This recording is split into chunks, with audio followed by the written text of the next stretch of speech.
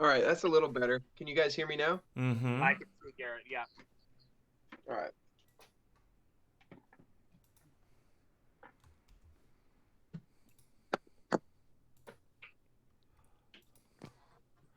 I am just setting up a new link.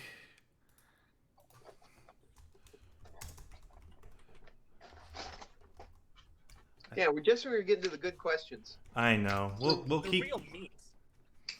The real meat of the thing. Yep.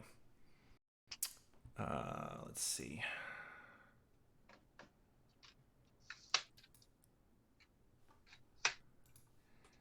Oh, my bad. Got it. Do.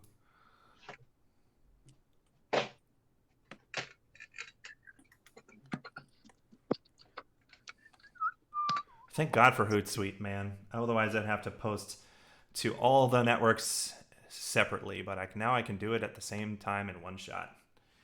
Hootsuite? Hootsuite, yes, it's awesome. Maybe. If we're back up, just give me a second, guys. I'm just setting up over here again. No, I've got the dark pen. Switched the camera angle a little bit. Actually, I should do it this way. It's a better angle this way. Yep. I'm on my phone now. There we go. Yeah, for some reason my camera on my laptop was not connecting. It was working on other things, but it wasn't connecting to Google Hangouts. So I'm on my phone as well, which is a better camera. All right, so looks like we're back. Yeah, the internet, obviously, internet is an issue. PC didn't crash, so I didn't prophesize that one yet. Ugh. Why are you saying those things? Yeah, I'm gonna shut up now. Knock on wood.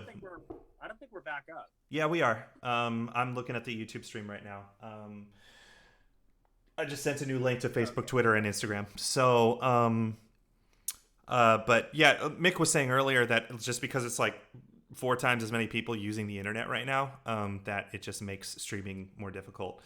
Yeah, because in California right now, especially Spectrum is offering a bunch of, I guess, like streamed classrooms or something like that for that's out of school that's stuck at home out of school right now, and right. Everyone's streaming Frozen 2, so that's taken a lot. Yeah, I'm on my 3rd rewatch of Frozen 2, and what can I say? I just can't let it go. Get out.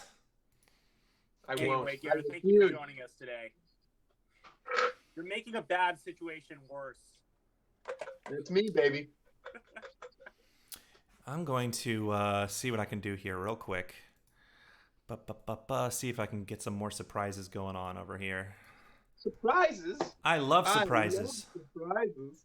Jinx. I don't like surprises. Hey, tell me what you're gonna fuck. Tell me what you're doing. Tell me what you're doing. I don't have time for surprises right now. Got enough surprises. Boom. Remember that? Yes. This is so great. I still have this hanging up in my my office. This is my office, by the way, ladies and gentlemen. Ready? You want to do a whole tour? There's my VO booth. It looks like a box. That's amazing. Look at that. This is my computer with all of you on it. And let's see. What do we got up here? We got some Denver Broncos swag. We've got a Schweighauser Farms hat. Man, now I want to show off. The video game that I did. Here's some Tottenham Hotspur stuff. There's some degrees I don't use. Here's my family. So, yeah. That's awesome. Cool. Virtual.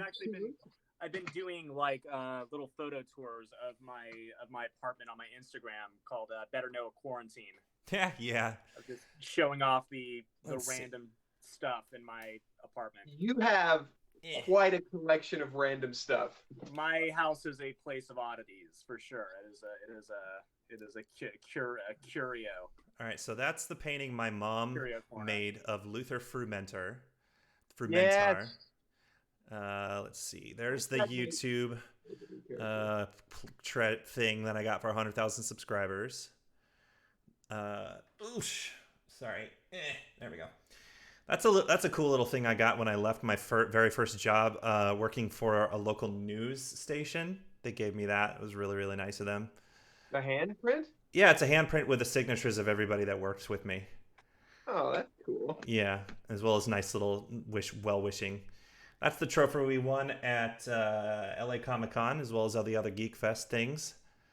We sweeped. Yep. Yes, we swept it. That's all those little ones, Funkos with Dobby that fell down, because he always falls down. Was, what do you call that? It's like a 30-day calendar thingy for Christmas. Advent, yeah. That's a Snape and the Marauders poster with all of our big reviews from like Entertainment Weekly and MTV and stuff. And then that's the Marauders map where I had wrote down all the names of the people who contributed. Yeah, all the backers. Look at this backpack Katie just got. I love how we're showing off our stuff. You know what it Perfect. is inspired by? Mick? What's... Let me see. It says... It's the Shinning. Yeah! Shinning. Yeah. That classic sequel to The Footing. Yep. Oh, wow. Get out of here. You sent him the invite. That's true. I did. What do you want? This is you. What do you want from me? Oh, that's why he got the invite. Yeah, let's be honest. Yeah, it's not about Garrett. It's about the dog.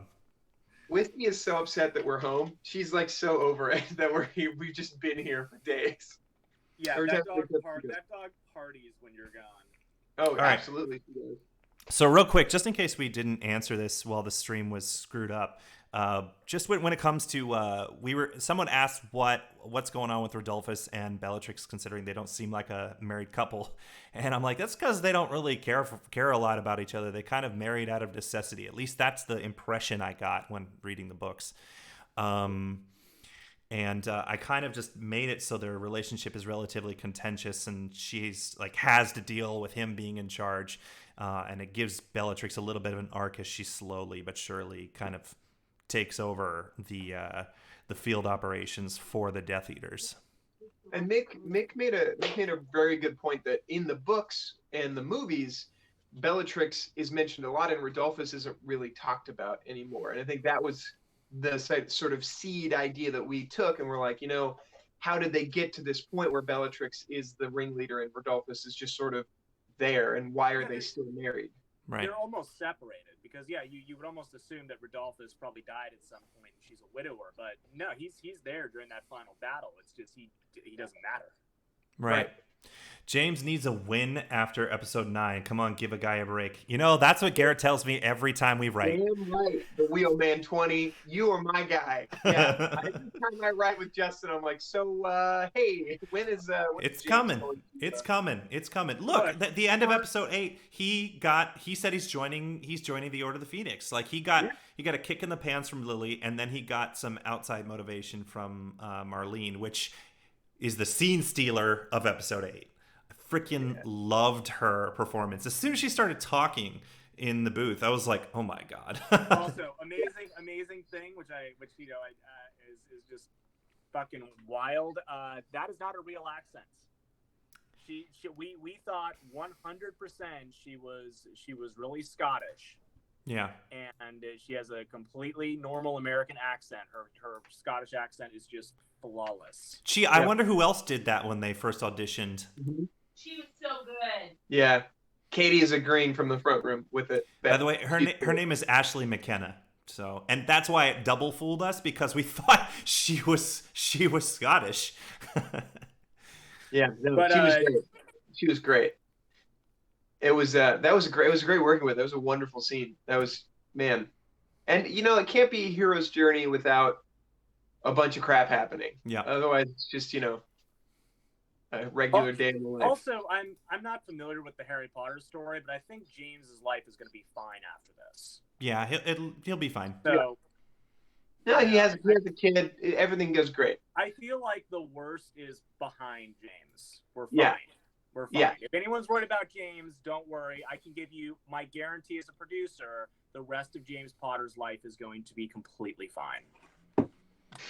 You heard it from the producer himself. You heard it here first, ladies and gentlemen. Completely 100% peachy. Mm-hmm. He's going to be great. Things are going to be great. Wow, Melissa, you're gonna make Padfoot dog form whiskey. I like that. I love it. Yes. Look at the size of that dog. It's relatively small. Oh, it just got eaten by that werewolf in one bite. Whiskey would hold her own. Thank you very much. Okay. The rat survived for a long period of time, so yeah. That's true. If Peter can turn into a rat and not get eaten by a werewolf, whiskey will be just fine. And to Marcus, no, I not only shot with Dr. Cox, John McGinley, I did 3 years with John on Stand Against Evil. So if you're looking for something to binge, it's on Hulu. Watch me like fight and die repeatedly while fighting John McGinley. Mm-hmm. Yep. Oh, I like that. Yeah, that we're adding a Slytherin to the Order of the Phoenix. That honestly, that worked really well for our storytelling with James and the Order of the Phoenix, was to add a Slytherin that just sort of fit right in. It seemed. I just wanted to make sure there wasn't I wanted to address that James has a bias against Slytherins. He said in his first year, before his first year started, while he's on the train to Hogwarts, he's like, I'd leave Hogwarts if I were a Slytherin, wouldn't you? So I always felt that it wasn't just that he didn't like Snape and that they had a bad first impression on the train. It was that he already had a bias against Slytherins, and that's why it's in Snape and the Marauders he mentions as a Slytherin, and that's like a bad thing. And then James brings it up with Marlene's brother Alan being a Slytherin, and that was Marlene's purpose was James needed an objective voice to tell him what's up. Like, it's a lot of human beings when they hear advice from, say, their parents or teachers, things like that. That they have trouble listening because they have a bias of authority for some reason. But if they hear it from a totally different voice, then they hear it a lot more so than if they heard it from a particular person that they have a bias towards or have overheard them many, many times. Yeah. So that's why it was very important to. It's also, to me, it's one of the flaws of the Harry Potter universe is I still feel that Slytherin is way too much just evil house. Right. Like, I know people will make the case for like Slughorn and like Snape's redemption story and everything, but to me there's still way too much just like directives. Like, if you're cast in Slytherin, you are a villain. It's like, this is the house for villainous, bad characters. Right. So, I think that was a tough call for J.K. Rowling because she needed a foil trio for Harry, Hermione, and Ron, so it became Draco and Crabbe and Goyle, and it was like, it just sucked because all of the Gryffindor foils happened to be in Slytherin, and so that was just sort of how the square off happened. Right. So she sort of shot herself in the foot. I thought Cedric was kind of a pompous asshole, but he was like, I'm like very, very one of the only people that thinks that, and he happened to be a Hufflepuff, so there's that. But yeah, but I mean, like, there's like people who can have like attitude problems. One of the it was Order of the Phoenix. It wasn't in the movie. It's Cho Chang who gave up info on the on Dumbledore's army, but in the book, it was Cho Chang's friend who was a Hufflepuff, and she did it out of fear. So what I liked about the books is that it set up stereotypes for every house. And then she occasionally in every story breaks up those stereotypes a little bit. Peter Pettigrew was a Gryffindor, but he betrayed everyone and got people killed.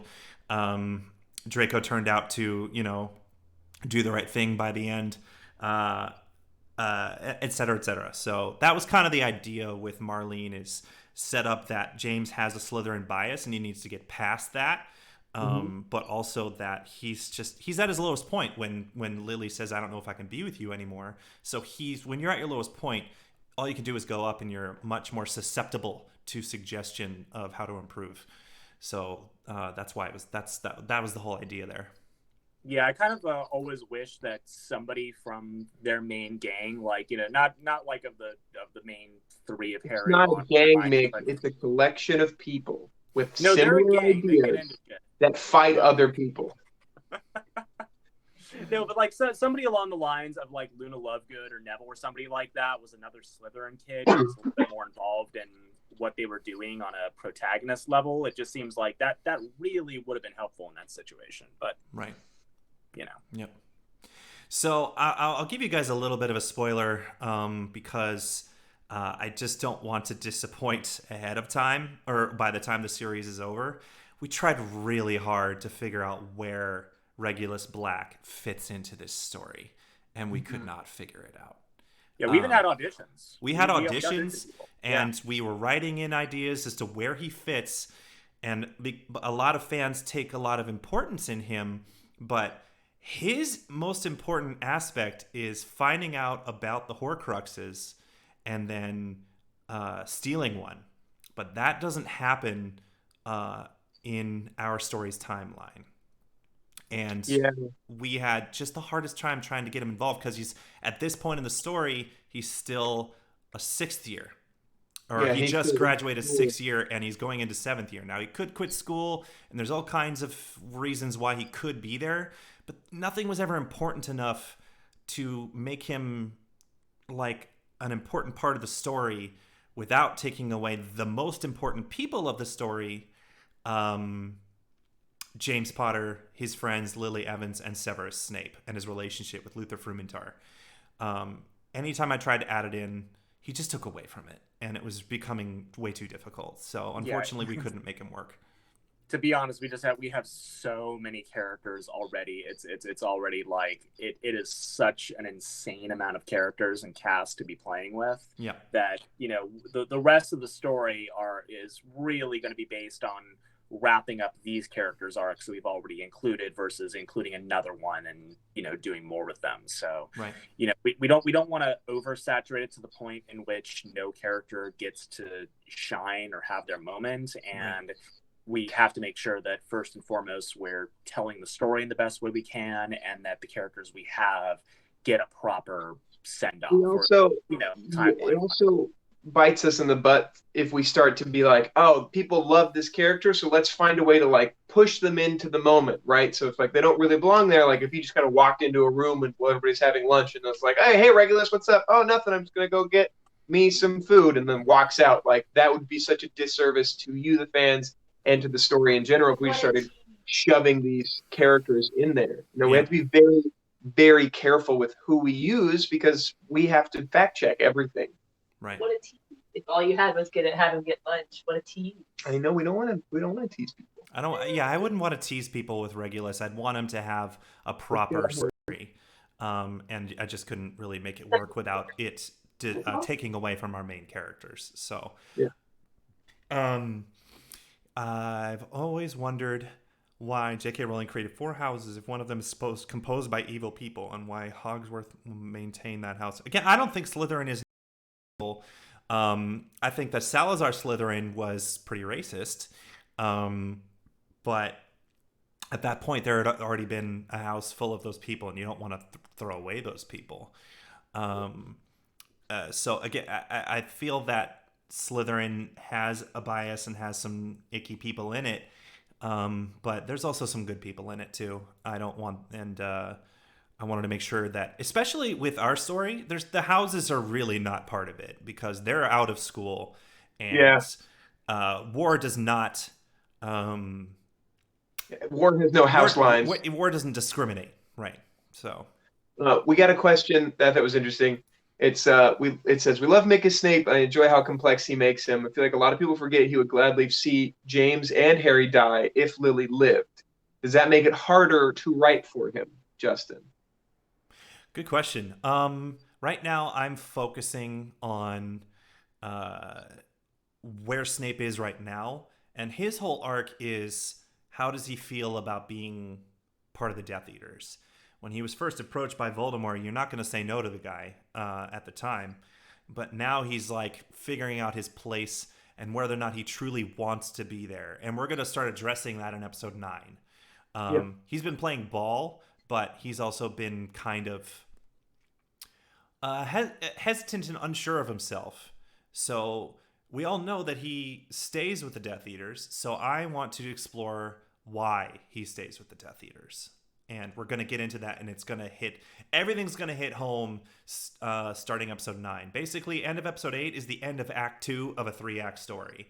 Right. And episode 9 is when things get really, really high stakes. I would also say that, go for it, Mick.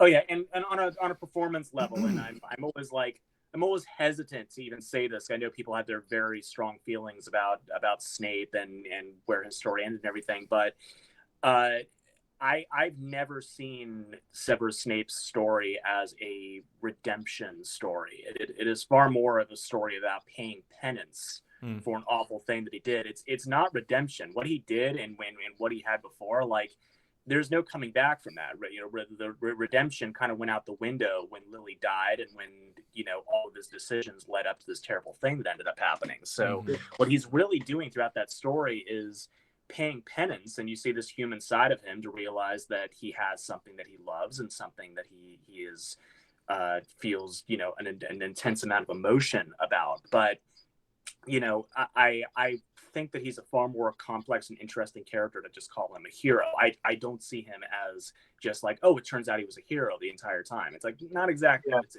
way more complicated than Snape was a hero or Snape was a villain. It's just Snape was an extremely complex character caught in a very complicated war and dealing with a lot of human emotions. So he's an extreme gray area, and what you're talking about as far as, you know, him allowing James and Harry to die, absolutely he would have. I don't think he has any affinity or love for Harry Potter at all. Right.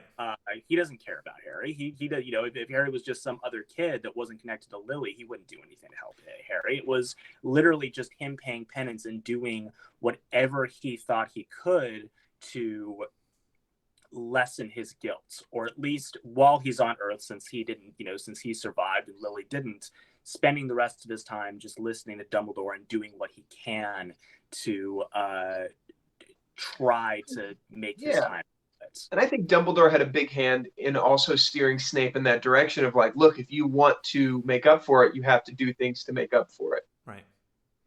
Hey, from Italy. I hope you're safe in Italy and staying safe and healthy for sure. And also the comment of like, what if Orion and Walburga Black forced Regulus out of Hogwarts to join Voldemort's cause is not it's a great idea, but again, that's adding 2 more characters on top of all the other characters we have going. And at the end of the day, the whole purpose of that would be to add Regulus to the story, and that's not the point of our whole Great Wizarding War, is to get Regulus Black. And the point of the war is to explain the arc of the main characters that we're following. Right. The whole arc of the main characters is how they become integral parts of the war, and they're not there yet. So that's kind of what I'm focusing on. Yeah, we still need to create a satisfying ending for the characters we just had in Snape and the Marauders, and we have to do that while also creating some sort of satisfying endpoint, at least in this 12-part series, for all these other characters we have. So right, it's a lot. It's a lot of stuff we have to wrap up in a small amount of time. Right. I think there's something to do next time. Yeah. Hey, Rakesh. Rakesh is one of the artists, Rocky 5. He's one of the artists for the series. He's done so many amazing pieces of work, and he's working on illustrations for episode 9 right now. And he got back to me, and he's just like, I don't know which scene to choose because they're and he loved where the story is going in episode 9. Episode 9 has some pretty big stuff happening, and it only gets bigger with each episode. So. Well, we haven't. Oh man, I'm so excited. What's going on with your Mick? You've gone away.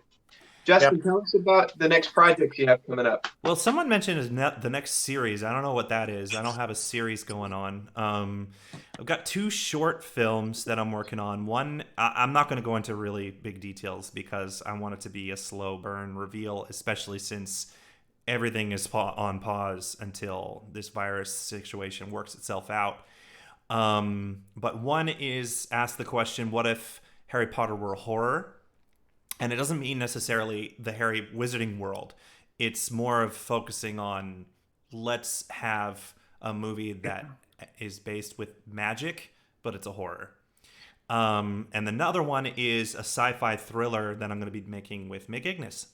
So, but I don't want to go into too much detail about that. So, because we're still give us a log line. Give us at least one little. Give us just a taste. Give us like a little. I'll let Mick handle that one. Without giving too much away, it deals with the last remaining crew member of a ship being stranded in space for 50 days after the rest of the crew on the ship had died. So it covers a lot of psychological issues. There's some horror elements of it, and has a lot of interesting twists and turns we're going to be covering as well. So it's a sci-fi thriller. It is basically somebody going through the throes of what might be madness or might be something else. Yeah. Cool. Yeah, I agree. Find it interesting. Marcus says, I just find it interesting that we have a lot of characters that are bad at handling conflict. So we have Sirius, who's abandoned from home. James is an only child. Remus is a werewolf who sits between all those chairs. And Severus, who really doesn't get the love he needed from home. It's true. I mean, we're also dealing with 18-year-olds, 17 and 18-year-olds. These are kids. These are still kids. Like, people are still figuring out how to live their lives in their 20s, how to figure out that they really... if a person figures out how to get their life in order, it's usually in their late 20s, if they do. So if you're in your early to mid 20s, you're still making mistakes and being a mess, and frankly exploring yourself, because a lot of people go to college and they're no longer living in their parents' houses, and they make a lot of mistakes. These guys are fresh out of school, teenagers, and thrown right into a war. And a lot of people say, well, they grew up really fast. I agree, they did grow up really fast, but it doesn't mean they didn't make mistakes. They made a lot of mistakes. And I would argue that they didn't grow up at all. You know, for some of them, like, you know, that period of time between being rowdy teenagers in school and then going straight into this war, they had zero time to grow up. They are still kids fighting a war. We looked at a lot of examples of kids being drafted during, like, you know, World War II or Vietnam or something like that, in which you go straight from a stressful, like, teenage hormone-induced situation of being in high school and being a kid right into warfare, and then you come out of that with all these, you know, all this, a lot of PTSD, a lot of psychological issues. It's like so much trauma. And you know, characters like Sirius Black, we see more than anybody else. He's still a teenager when we see him in the books. He never stops being a teenager because he never had the opportunity to really learn who he was as an adult. Like, they're all shell-shocked, essentially. From this situation. I remember Sirius, like, expressing disappointment in Harry Potter because he wasn't enough like James. And I was like, well, that's kind of a dick thing to say.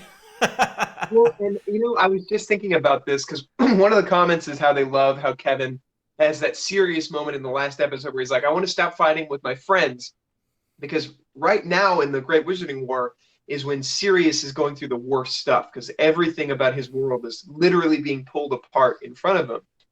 And I think, A, Kevin is doing a great job with portraying that, and B, when we see Sirius Black in the books, he, like, has gone off and become his own man, but he comes back and he sees James as kid, and he sees this as a way to, like, get back what was taken from him with Harry, which is why he says things like, why aren't you more like your dad? I'm disappointed. Or, you know, that all of that kind of bravado stuff. I just kind of made me see that in a new light. Yeah. Yeah. And you're right, Gio, there's nobody there to really love Tom Riddle and take care of him. He was born from a lie, out of a love potion. It doesn't mean he was incapable of love. J.K. Rowling made that clear. It was just one of several layers that made him, you know, become who he became later, which is Voldemort. Yeah. I also want to defend just some defense to Lily's character as well. I do not blame Severus's lost childhood or his downfall or anything like that on some idea that Lily turned his back on him. I mean, the decisions that Severus made as a teenager that led to his falling out with Lily, that was 100% Severus's fault. And I want to make it very clear to you know, so many real life situations that if you're making terrible choices like that and you're hanging out with these awful people who are are mean spirited and racist and like talking about like using like terms like mudblood and stuff like that. It's no one else's responsibility to save you or turn you or anything like that. Like at a lot of point, like everything that Severus is going through for the most part are a lot of choices that he made and he eventually will deeply regrets. Right. But there's still choices, and they're terrible choices that he made, and his story is all about really bad choices. I think his lesson to readers is that bad choices have consequences, and he's lived with them his entire life. Mm-hmm. But at the He same died for time, it. whatever his motivation, even if it was relatively, some people can interpret his motivations for saving Harry's life so many times and saving the Wizarding World by keeping his mouth shut when it came to Voldemort, as selfish to like try and make up for Lily or his guilt or whatever. Like those things don't his motivations don't necessarily matter. He still did his part to save Harry and save the Wizarding World, and that deserves to be credited. And that's what makes Snape such a complicated character. He's not a hero. He's not even an anti-hero. He's not a villain either. But the choices he made saved lives and saved their world. So that's why I think it's very important to understand how complicated of character he is. And when it comes to Lily, I always saw that her compassion had limits like any other normal person. And the fact that Snape was hanging out with really nasty people was what was the beginnings of what eventually broke the camel's back when he blurted out that he called Lily a mudblood. But I truly believe that Lily can forgive Severus if Severus gives the chance. And we're kind of heading in that direction. I'm not saying it's going to happen. I'm not saying it's not going to happen, but we're kind of starting to head in that direction with Wizarding War as to whether or not that'll happen with Snape. Yeah, I've always felt bad about the some of the comments that I see Lily's character getting, because her relationship with Severus was extremely abusive and toxic towards the end of it, and she had every right to step away from that and be like, look, I can't be friends with you anymore. You've gone down this path right now in which it's not my responsibility to take you off of it. You're making your own decisions. But she gets so much flack. I hear so many people just like pissed off at Lily for decisions that Severus's choices. yeah. Speaking of Lily, you will be able to see her in action more in the Great Wizarding War. She does have some fights coming up for sure. Yep. So everybody does. Everybody does. It has to. We have to have a big epic crescendo. So that's coming.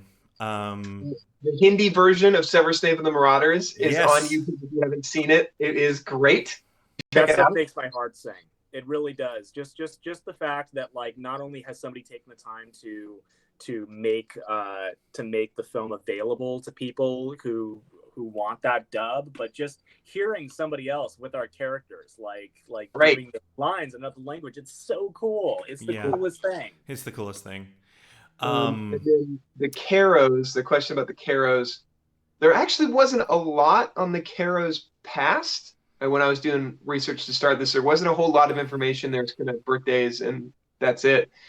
So I sort of, working on the Caros, I sort of worked on them as a unit, right? And like how one supports the other. And I like to make the choice, to me, that they were like working class wizards who were tired of being, working class pure blood wizards who were tired of being looked over and stepped over by impure wizards in their eyes. So for me, the Caros are into torture. They're into hurting other people, and they're doing it for this reason of like they want to reestablish their power in the wizarding world. That was sort of my take from their history, and that's sort of where I took Justin when I was like, hey, this is what I think the Caros would be about, and how they would support each other and how they support the story as a whole. Mary Hammond asks, who is your favorite Marauder and why? Oh. Go for it, Garrett. Oh, man.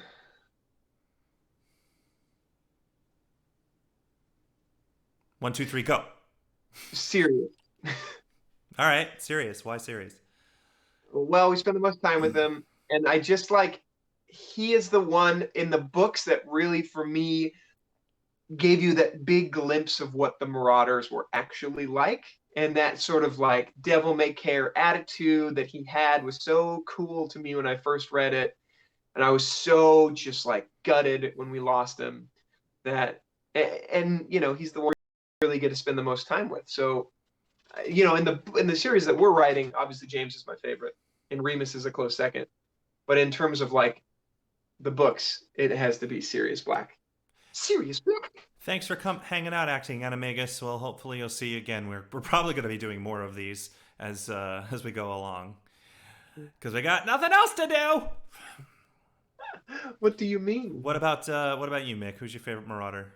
Man, I loved Sirius as a kid, but as I got older, I think Lupin is probably one of my favorite characters in the books. Period. Mm-hmm. For me, Lupin had probably the worst hand dealt of any of them. Like just an absolute garbage life situation with him dealing with his lycanthropy and everything. But the way he dealt with it, and the fact that despite being this person who turns into a literal monster once a month, he was the most positive, mature force in Harry's life. He was probably the best, closest thing to a father figure that Harry had. He badly needed it too, because he was getting really depressed by book 3. Yeah, and even when you find out, you find out stuff like you can argue that like Dumbledore was the best father figure, but we find out that Dumbledore had very complex relationships with how he treated Harry and everybody, how he treated everybody. Yeah. But Lupin, I think he broke my heart when he died more than anyone else in the books, because it's just like that was such a genuine good force in Harry's life. And it was in passing too. Just Harry walks by his dead body alongside Tonks. I was like, he doesn't even get a ceremonious death. He dies off screen or off book, however you want to call it. That was killer, man. So that chapter where he's just walking through and seeing everybody, little Colin and Remus and Tonks, all these people who have already died, and it's like, oh my god, this is so painful. So my favorite Marauder is definitely Remus. I never really saw Sirius Black as Devil May Care. I saw him as kind of what's the word? Salty and vengeance driven, and by book 4 he was much more he was a little bit more chill, but he was living in a cave and eating scraps. And then by book 5 he's quite a bit more chill, and that's where we see the Devil May Care side of him. But Remus he is exactly what Harry Potter needed at the time that he showed up.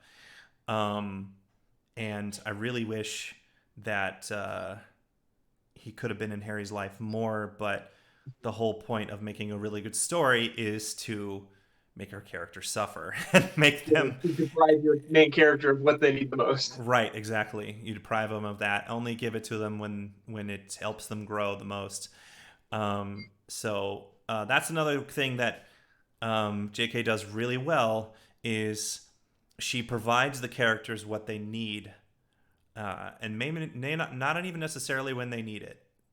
She's very good at making the characters deal with serious turmoil, both internal and external, and that's why we care about them so much, is that we see how much they persevere through that, still have a sense of humor, have lighthearted moments where not a lot happens, and we just have fun moments. Like, I always loved it when Hermione was trying to explain to Harry why his date with Cho went so poorly. Oh, yes. And she's just like, oh, Harry, you shouldn't have said that. That's not how that works. And I love that moment. It had very little to do with the whole overall plot, but... Absolutely. It's a great, human moment, because we've all been there, on both sides of that. Right. And I've been trying to pepper that in Wizarding World a little bit. Minetta Radford, I wanted to be a very an example of a blue collar wizard in this world, who's how they deal with war on a regular basis. So that's kind of the idea there. Marcus, you say no Peter or James fans. I'm loving writing both of them because they're so underdeveloped. Yeah, agreed. And I cannot wait for episode 10. And that's where I'm going to leave that. I really love what we've been able to do with Peter, because for every funny, endearing moment we have with Peter is also simultaneously heartbreaking. Because you don't want to like him.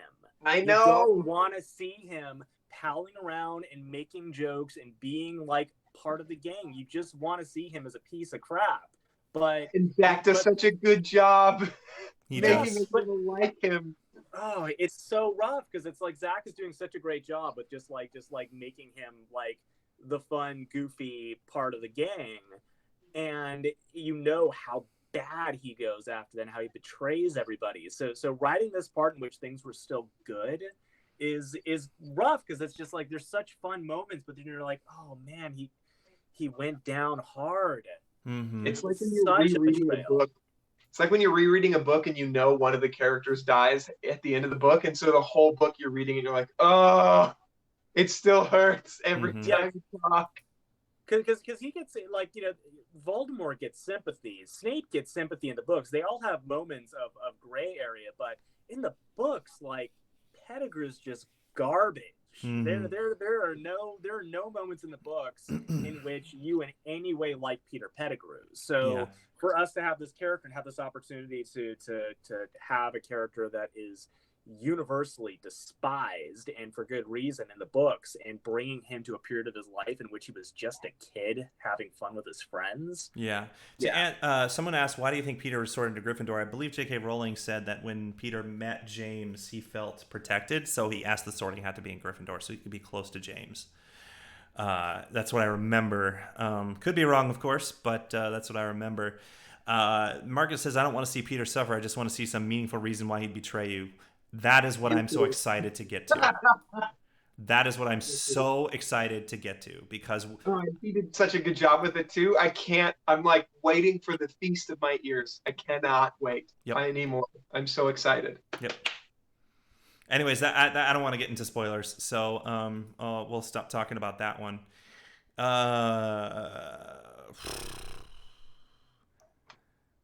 What do you do? Awesome. Sirius reminds me of my second brother when he was a teen, and you know what? When he was 18 in the 70s, he used to wear a pair of trousers same as the pair Kevin was wearing in Snape and the Marauders. Yes. Yeah. That's awesome. I want to tell Kevin will love that, by the way, if you tell him that. Mm-hmm. We had such a fun time picking out costumes. Mick is the exception because he showed up to his audition. I'm like, well, he looks exactly like Snape, so we'll just stick with that costume. I literally wore the exact outfit that I wore to the audition. Yep. Exactly that. Do you remember doing that when I was crawling around on the ground and you were yelling at me outside of Justin's apartment? I remember that callback. Oh, yeah. How did you not get evicted from that apartment, Justin? We weren't doing anything that bad. I was on the ground. He was going, what was he saying? Like, beg for your life. And I was like, no. I had to work with what I used. I mean, I remember you guys being like, why are we callbacking in your house? This is weird. I'm like, well, that's because CAZT, C-A-Z-T, which allowed us for free auditions, shut down. I know. So I had to stop using them. I didn't have a choice. So. Work with what you got. Yep. What has been everyone's favorite scene to create so far? Why don't we start with you, Mick? Oh man, you haven't seen it yet. No, I mean, it really, it's coming up in an episode, but So, what's your favorite that has been aired? I would say my scene with Remus in the hospital. Mm-hmm. I think Remus in the hospital, that moment was a very heavy moment for me to perform. But there are some moments coming up in the episodes that I knew I was satisfied with my job because I felt absolutely horrible and sick almost for like 4 hours after shooting it. I went home and I felt awful. I felt my insides torn up. I was really anxious. I felt like my arms almost trembling. And I'm like, why the hell do I feel like this? Did I have a couple too many shots of espresso? And I'm just like, oh, because I acted the hell out of that scene to a point in which I brought myself to an emotional place that was intense enough for me to take a little while to come down from. And that was I think I've had more scenes like that I really felt that real impact as an actor in this radio play than any film or TV show I've done. I've gotten to that place more with where this character goes than in this series than anything I've done as an actor. Yeah. So my favorite moment so far that has been aired actually had very little to do with me. I mean, I wrote the scene with Garrett, and then we had the voice actors of the police officers and the cafe patrons, one of which was me, the other of which was my wife. But the majority of that scene was sound designed by Jordan. He did an amazing job, and he had the hardest job ever to do of creating a werewolf that burst out of an apartment house, and the dog that tried to distract him, and then he runs through the werewolf runs through the cafe, runs out, a police car finds him, they have a chase scene, the werewolf bursts through the police car, and then Padfoot bites down on him and he gets thrown off and they run away. Like, how do you do that without picture, with just sound? That's what was so impressive. With that such scene. A good job. I'm just thinking about being inside the police car and remembering the sound of them inside the police car. Mm-hmm. Yeah. God, I love that scene. I had not thought about that until you brought it up, and I was like, yep, that is a great flipping scene. That was so good. Someone also said they loved when James said, "I'm going to join the Order of the Phoenix." And I just want to mention that we did that take of that one line like 15 times. Yeah. And guess which take I picked, Garrett? The first one? The last one. Nice. Yeah. That's why you're the director. And I listened to all of them. Right after Francine says, "How do you feel?" And it was like a choice between like someone in the middle and the last one. And I was like, it's the last one. It works best. Nice. Yeah. Because also just that there's so much wrapped up in that line. Yep. Like, there are so many emotions wrapped up in just, I'm going to join the Order of the Phoenix. Like, that's not a straightforward statement. There is so much attached to that. So, yep. Mick, what was your process of figuring out Peeves? Okay, so Peeves was I knew exactly what direction I wanted to go with Peeves really quickly because originally, one of my favorite stories of the production of the first Harry Potter one was that they shot footage of Peeves. They did film Peeves in the same way they filmed John Cleese as a nearly headless Nick, and Peeves was played by Rick Mayall, who he starred in Drop Dead Fred. He starred in the Young Ones TV series. One of the funniest English comedians ever. Yeah. If you're a David Tennant fan, he was David Tennant's mentor. So Rick Mayall is an absolute genius, and apparently on set of the film, they had an extremely hard time with production and shooting the scenes because he was so funny that none of the younger actors could keep a straight face. They were supposed to be performing, but he was so unbelievably funny that they couldn't shoot. It was like they had people in the crew like couldn't stifle laughter, and they actually made him go to the other side of the hall to like do lines because he was just too damn funny. I love it. Yeah, it was so good. Unfortunately, though, Rick Mayall passed away not long after the first film was shot, and they never released the footage. They never shot any deleted scenes or anything like that. I think there's a lot of complications with his estate and like how to deal with the deleted scenes that involve him and everything. So my performance as Peeves is definitely very inspired by Rick Mayall and is a small tribute to him, and kind of imagining how his over the top performance would be. There's also a little bit of Mark Hamill Joker in there. Yeah, for sure. Let's see. So, did Snape get his dark mark yet? No, he did not. He did not get his dark mark yet. James and Sirius would have trained as curse breakers in Egypt if they hadn't been in the war. I think that's a great idea. I think they would love doing that. I think they would have a flippin' blast. That is a great idea. Yeah, I agree. And because Mick said it, James will be surviving. So yes, he'll be going to Egypt with Sirius to break curses. I can't wait till we see James with his grandkids. It's gonna be great. Fun. It's gonna be good. What a time! What a time to be alive. I have been called the Quentin Tarantino of fan films, so I will take that as a hint regarding to Inglourious Bastards, how it changed history. So we'll see how that goes. Yeah, there you go. Oh man, Once Upon a Time in Hollywood, love that film. I also have that up here on my wall, a little poster I got. Oh my god, that broke my heart at the end of Once Upon a Time in Hollywood, because I was like, oh, what a good ending. And then I just thought, if only it happened like that in real life. That sucked. Yep. Whenever Snape gets dark. Oh no. More James and Dumbledore scenes, maybe. Do you think before Dumbledore, Snape killed anyone? I don't know. These are open questions. God. We don't know these answers. Exactly. Let's see. So I want to know who is your favorite character in the series, and you cannot pick Snape or the Marauders. Let's open it up a little bit. You guys, I want to know what's your favorite characters. We'll start with you, Garrett. What character are you enjoying the most?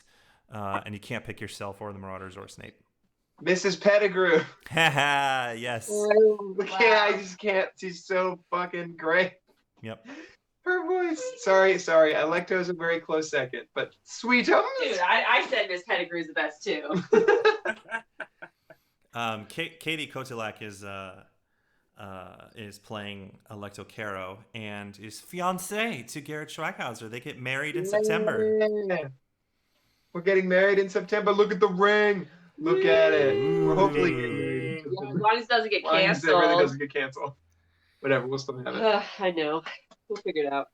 We lucked out with our Dumbledore voice actor down here, because he jumped into it for fun, and his wife is a friend. And if you look up Bob Jones on IMDb and just see like what he's done as far as other voices and stuff like that goes, like his resume is ridiculous. Like you've seen him on SpongeBob, you've seen him on like Justice League. Like, what was he on SpongeBob? He was Man Ray. Oh my god, yeah. That's amazing! I had no idea. And a bunch of other characters as well, but like I was laughing. I see that Man Ray Patrick meme popping up because that's Bob's voice. Oh my god! But he voiced Lex Luthor and things, and yeah. Wow. But yeah, his wife is a friend and a big agent for puppeteers in the industry, and we love SpongeBob. I love Patrick, but that's amazing. That's so cool, man. It's that Katie's a huge Patrick fan. Yeah, no, we got sent. We didn't even audition him. We got sent a video of him playing Merlin.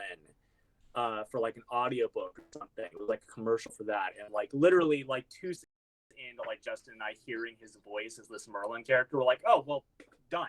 Like that's exactly what Dumbledore should have always sounded like in our heads. Yeah. So yeah, that was exciting for us to bring him in and have that big reveal in episode 8.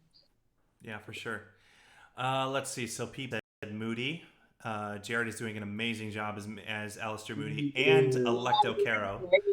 Yeah. I'm really loving the direction that Moody's going right now.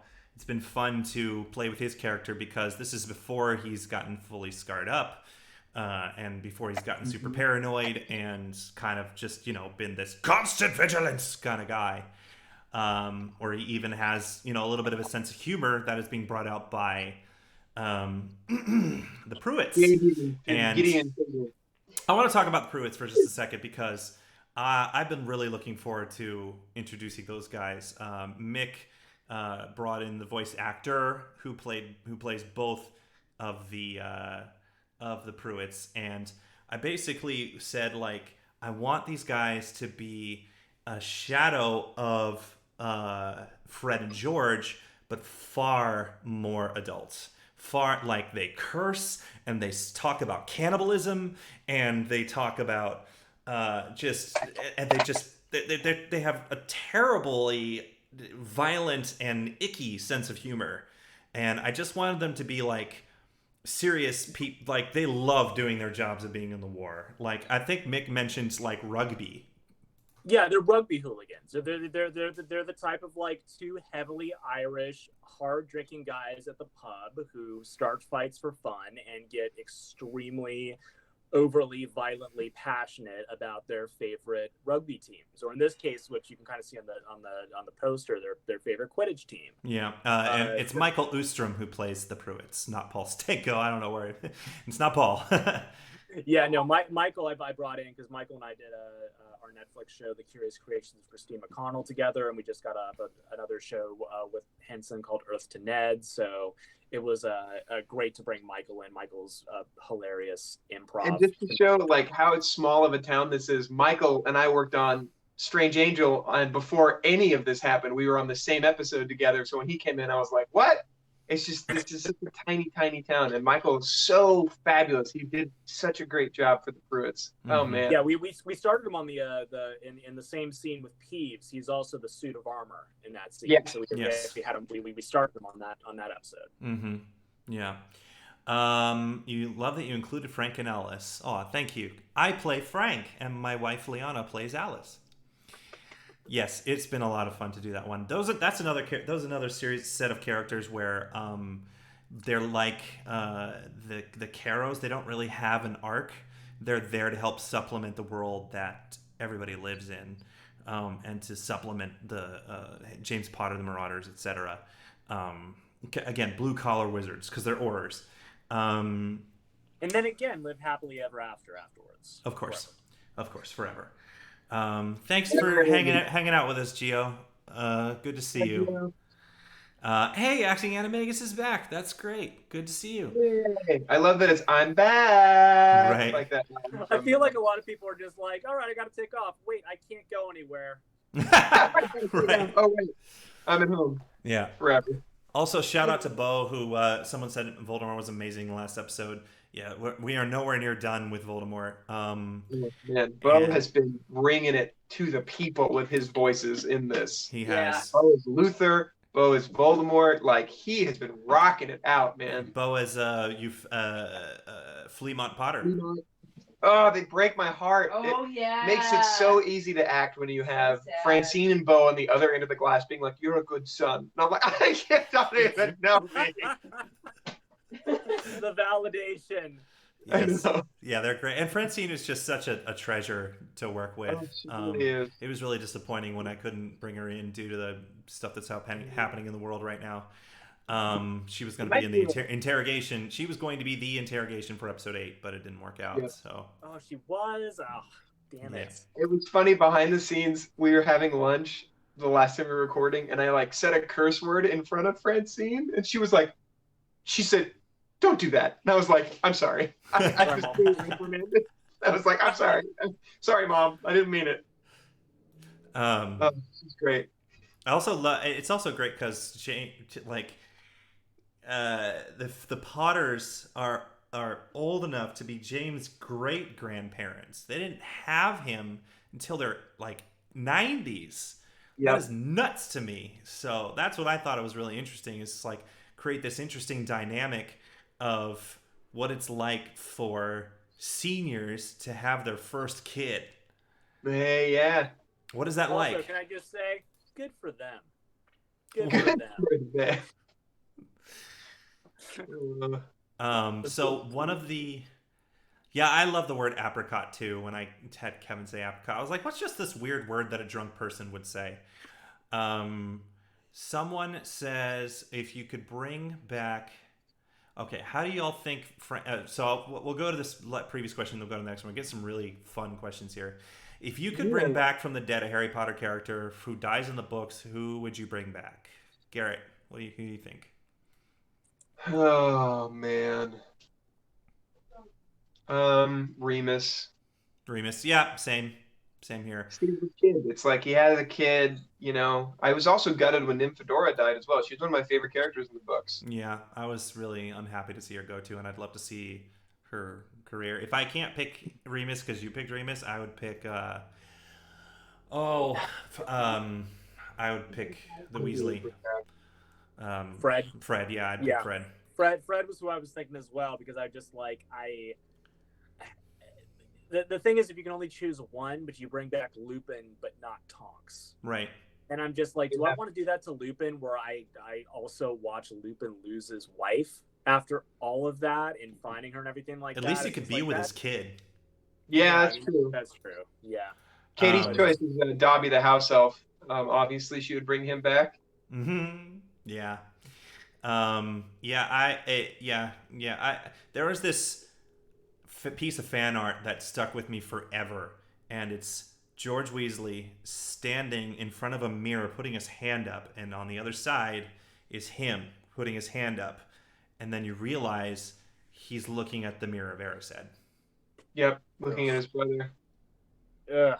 Too much. All right, next question, because it's too depressing.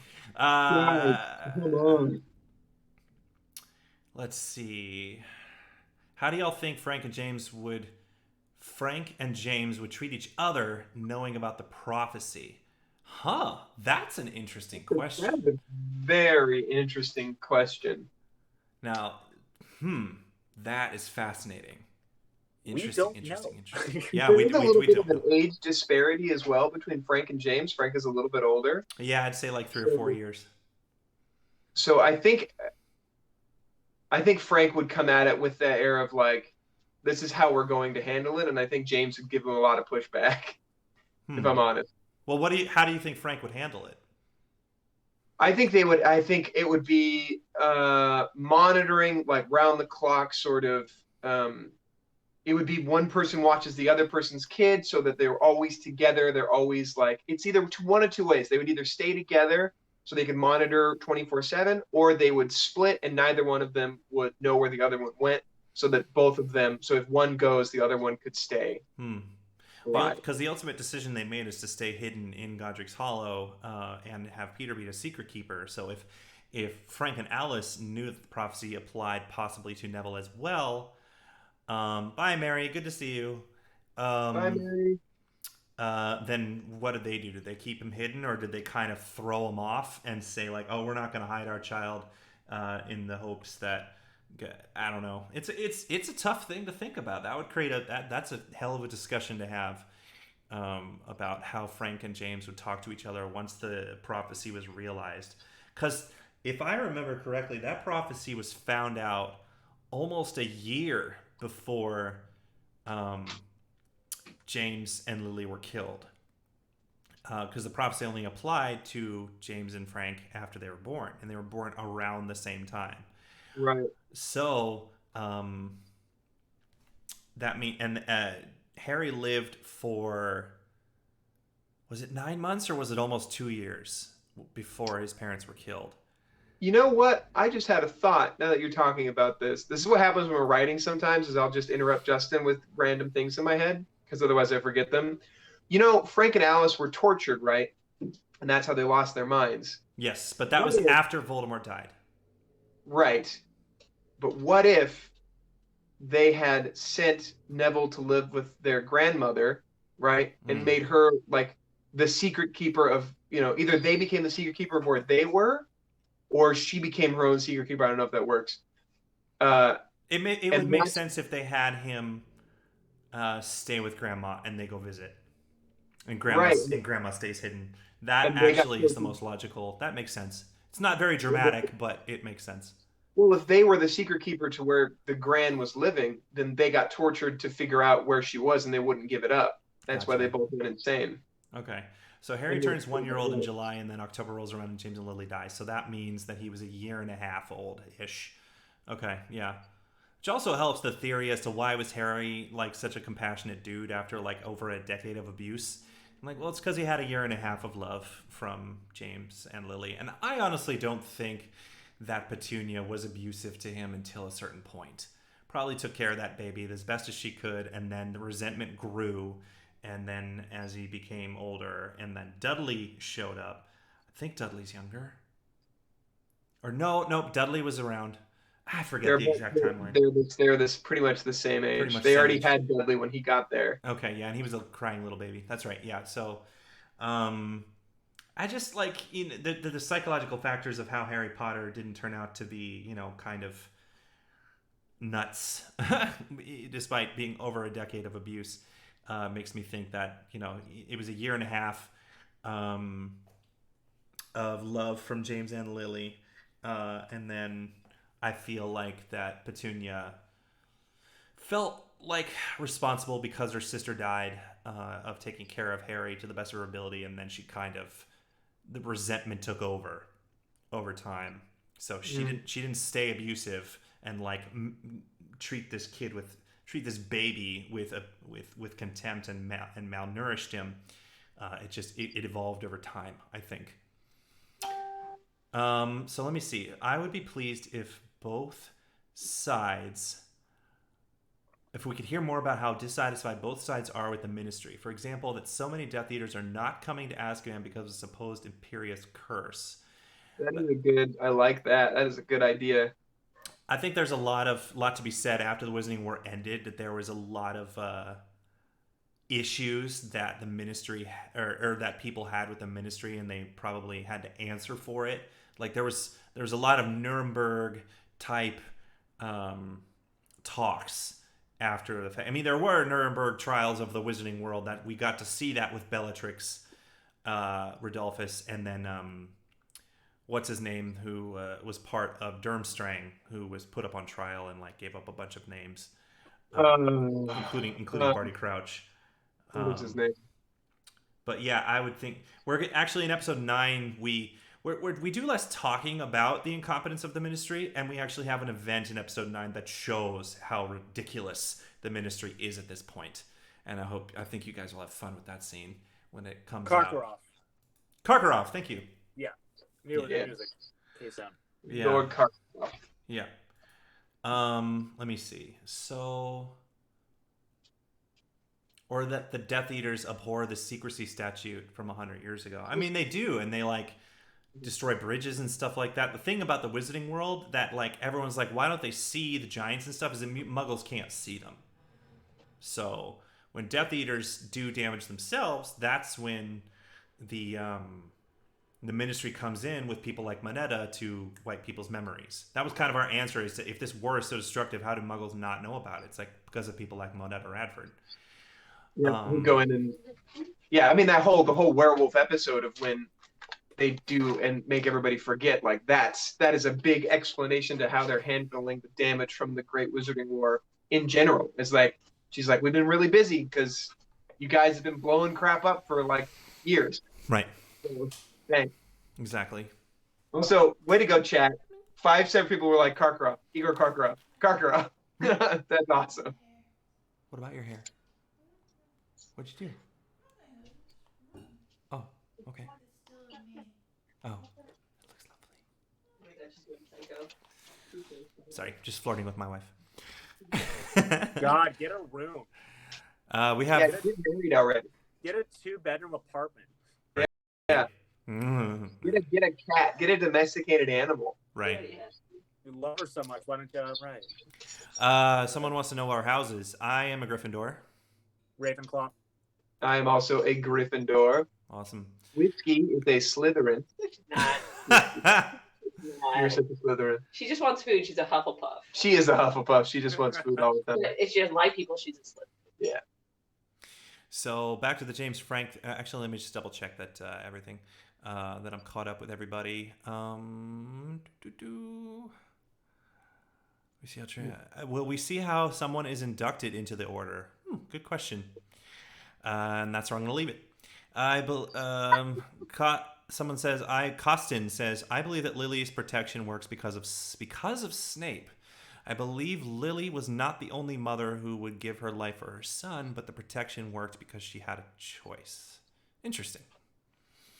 I'm not exactly sure what that means. I believe that she was thrown into a situation where she put herself between Voldemort and Harry, and she activated that ancient magic that gives you complete protection. That's kind of how I interpreted it. I don't think it's a thing. I don't think it's a documented thing either, which is why Harry's the only one with the scar. Which is I think perfect it's because it should not be documented. Just real quick, whenever a movie tries to explain love, I turn off. And a movie that did this was Interstellar. It tried to quantify love and use it as a plot point in a way that just did not work, where you're explaining it. I'm like, come on, man. Harry Potter uses love as a part of the plot correctly and does it and executes it brilliantly.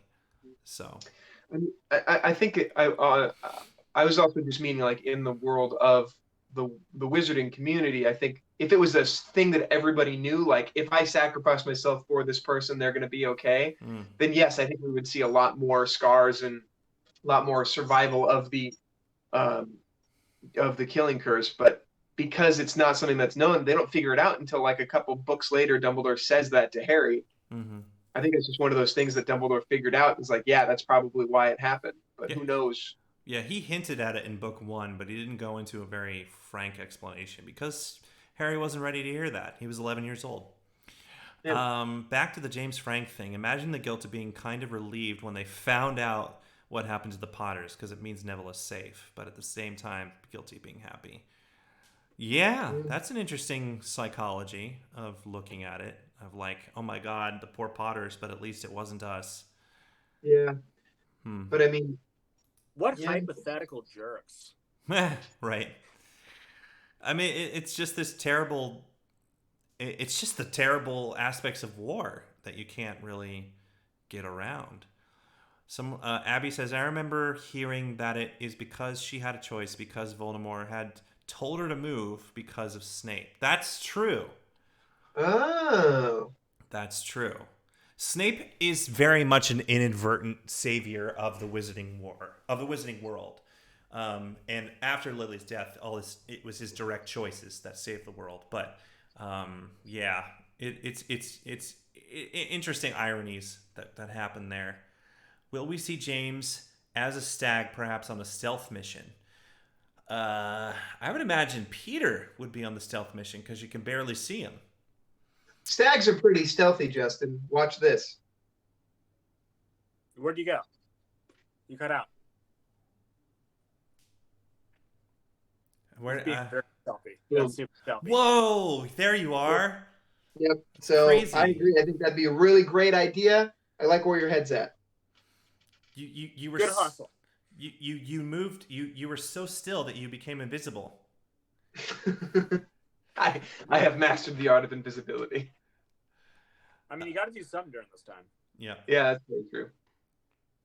I think it's good that you also see a bit more of the brutality behind the Death Eaters. I mean, the people hid from them in their homes for a reason. Yeah, they were nasty, and I wanted to make sure that we showed that on some level. For sure. At this point, we're just chilling. What do you guys got going on? I mean, like, we're all stuck in our homes for a while. What are we focusing on? This goes out to the audience too. What are we trying to get done these days? I'm jumping back on my Rosetta Stone probably at some point, and at least trying to be productive in learning another language or something. And unfortunately, I had so many projects I was working on, but they were all shop projects. They were all things that I don't have the facilities at my place to continue working on. So probably doing some of the language learning stuff and catching up on a massive pile of comic books I have here, and trying not to die. Yep. Yeah, stay home, kids. Do not take chances with this thing. Seriously, it is safe. Wash your hands. Mm-hmm. No, I'm reading some very terrifying things of people who are like dealing with this and everything. It's not worth it. Like, go out if you absolutely have to for supplies and stuff like that. But if you do, keep 6 feet of distance between you and another person. Wash your hands. Don't lick doorknobs. Like all that. Yeah, stuff. my door That licking goes door. to you, Garrett. Yeah, you over. need to stop licking your doors, Garrett. My That door was my licking is go-to. behind me. That was a crazy time, but it's done. We're done. I've been doing a lot of working on voiceover stuff, trying to make some money that way. I've been filming myself every day, trying to do different characters, doing a lot of acting work at home. A lot of stuff I'm always like, I don't have time to work on that. Now I'm like, yep. What else am I going to do? We're also going to go on a hike very soon, just because hikes are empty and it's going to rain for the next 3 days. So I want to get out of my flipping house and get some exercise on. Mm-hmm. So we're going to do that. But yeah, just trying to stay busy and trying to get better. I think this is a good time to create and get better. And I think as an actor, I can work on a bunch of stuff. Mm-hmm. So I'm into that. Will James use his cloak? Sorry, we're getting a lot of questions. What are your Patronuses? Oh yeah, what was your Patronus? Do you remember? It's a good question. Oh yeah, mine was like a terrier dog. Oh my god. I don't remember mine. I would say a giraffe if I had a choice. I'm a phoenix, baby. Phoenix. Oh, look at you go. What Nick, about what's you? your Patronus? What about you, Snake? Snake. No. I meant. You definitely did just say, "What about you, Snake?" I was like, Justin, what the hell? No, he's wearing the headband. It makes me think of Solid Snake. I had to put this on to get infinity ammo. It was like a wolf or something. I don't know. Whatever the computer algorithm spit out at me. Yeah. Yep. And then Luther Frumentar, someone was asking about what the creative process was for that. I wanted to give Snape a mentor.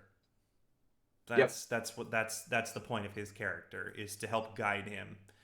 And we will see how that evolves over the next several episodes. But we were very careful. We picked the name has meaning, the placement in the ministry has meaning. We were very careful about creating this character, and honestly, he's one of my most fun characters to listen to Bo do. I think Bo does him such great justice. Mm-hmm. Yeah. By the way, Acting Animagus is the creator, or one of the creators for the Harry Potter fan film Son of the Moon, which is really yeah, it's really fun. You should check it out. I really liked it. Congrats. Yeah, he had his own version of the Marauders, and I really liked his portrayal of the Marauders. Nice. Yeah. Zach, what are those similarities and differences between you and Zach? What? I think he meant you, Garrett. What are the similarities and differences between you and James? I'll tell you right now, Garrett is not an arrogant prick. He's the nicest guy I know. Oh. Wow. Yeah, we don't hang out a lot. What an arrogant, prickish response to that. I know, isn't it though? No, thanks, Justin. Yeah, he just took away my point, but that's cool. I just undermined your whole point. No, I appreciate that. I think James and I are both we can be very prideful at times and stubborn. I can definitely be a stubborn asshole sometimes.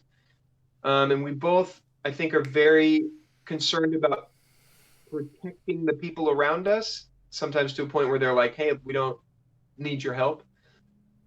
So that is a very, very similar thing that we have. I definitely don't like starting fights with people. That is a huge difference. I would rather have everybody get along and talk about it.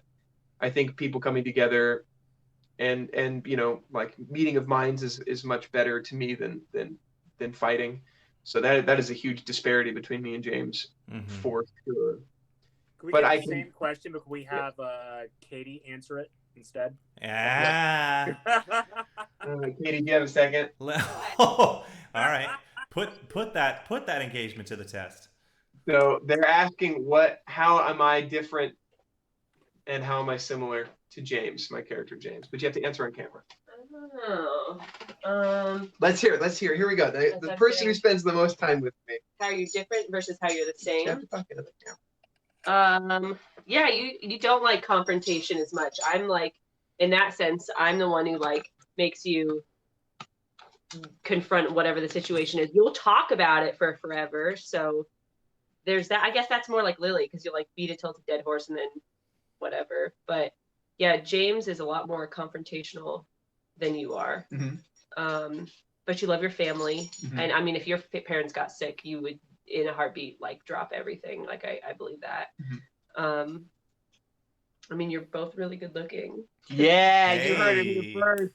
You heard it here first. I almost took that first part as Katie encouraging you to fight. Like, you just go to bars and Katie's like, I think that guy was looking at you weird. You didn't take that? I don't. And I'm like, no, it's fine. She's like, no. No, I think he was just disrespecting you. No, he likes to talk things out, except for he won't talk about first. Like, I have to bring it up, or I have to initiate, hey, this is an issue. And then he'll be like, okay. And then he'll talk about it for days. And then I'm like, okay, we've said our piece. We've apologized. Let's move on and learn from this. So all right, to be fair, that is a stereotype of guys that is true. We don't really bring up the issue much.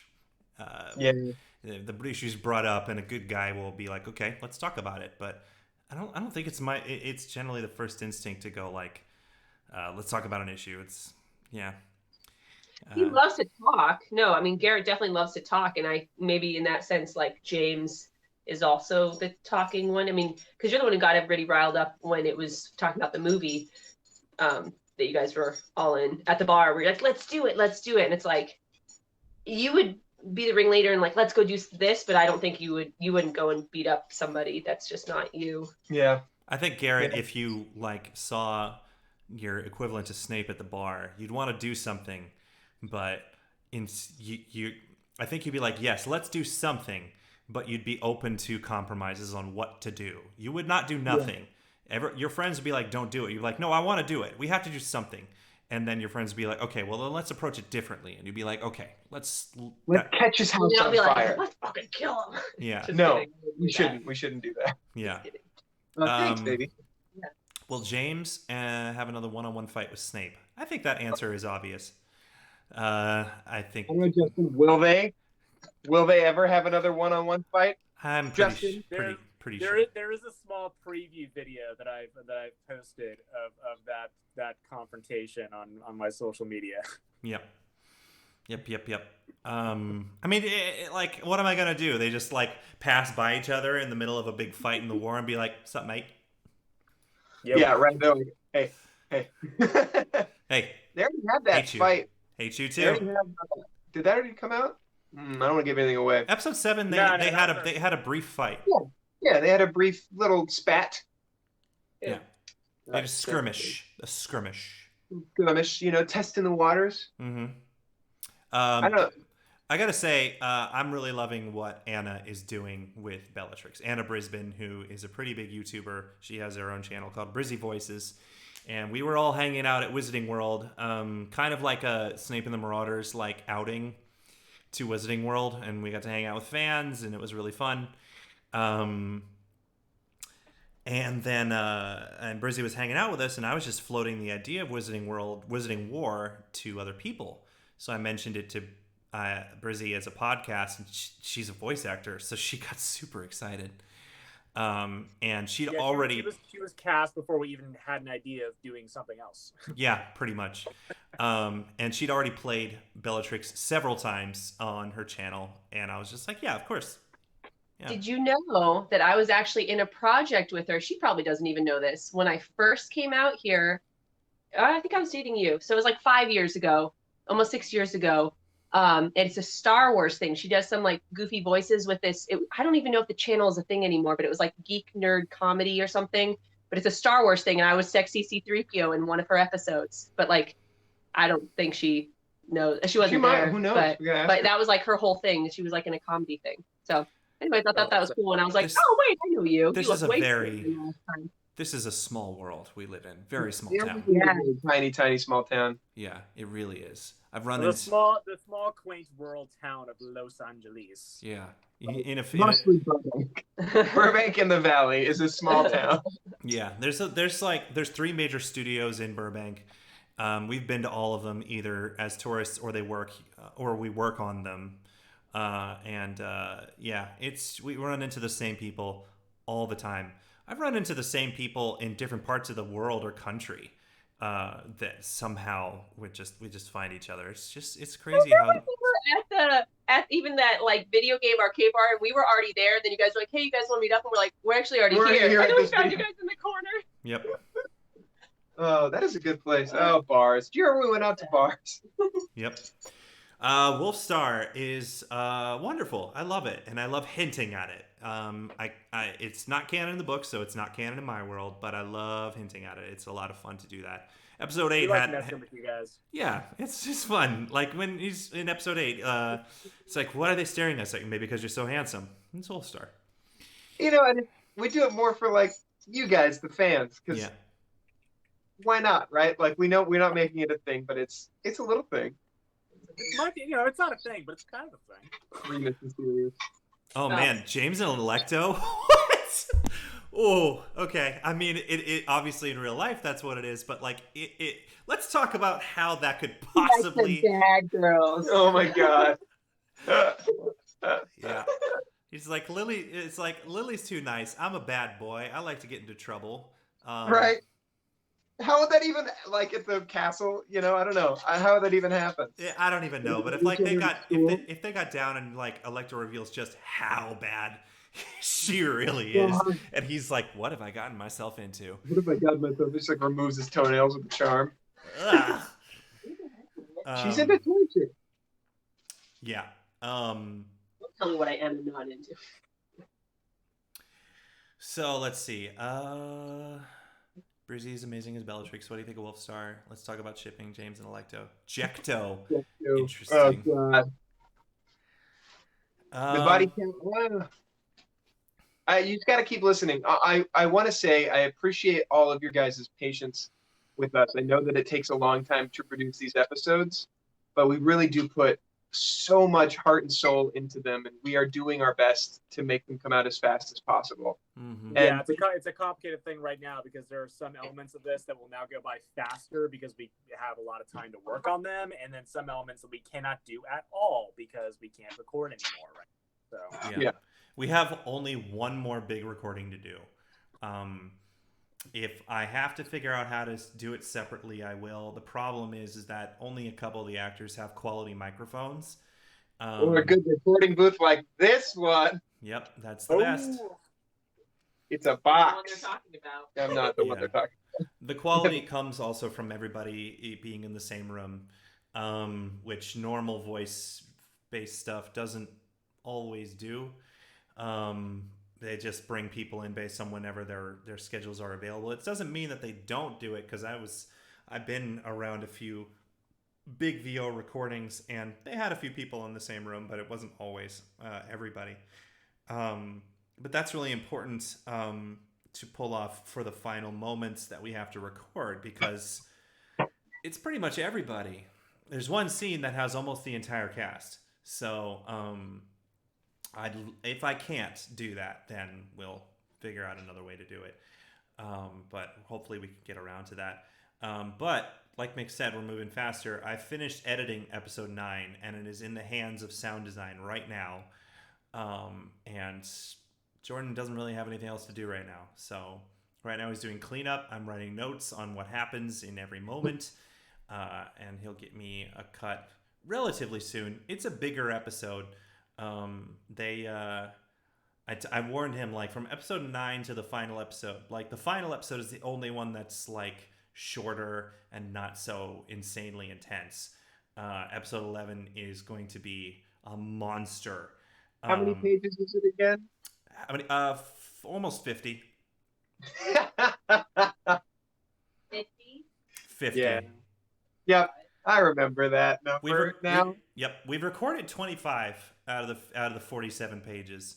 We've gotten a lot done, but there's a huge chunk that just requires everybody. So that's the one thing we need to do. And then what else do we have to do? So I'm holding off on editing episode 10 until it's in its final stages because I'm working on a bunch of other things as well, and I have to find new ways of making money. And then